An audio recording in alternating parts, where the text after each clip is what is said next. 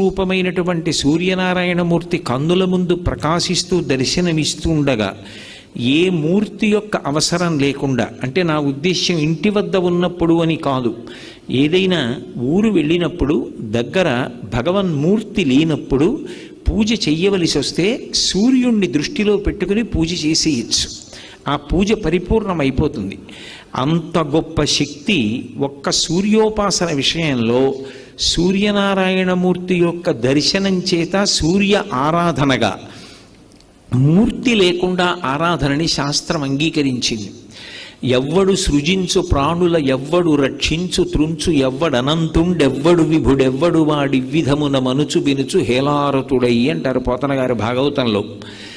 ఈ సమస్త సృష్టిని ఎవరు చేస్తున్నాడో, ఈ చేసినటువంటి సృష్టిని అంతటినీ కూడా ఎవరు నిలబెడుతున్నాడో, ఈ సృష్టిని అంతటినీ మళ్ళీ హేళగా ఎవరు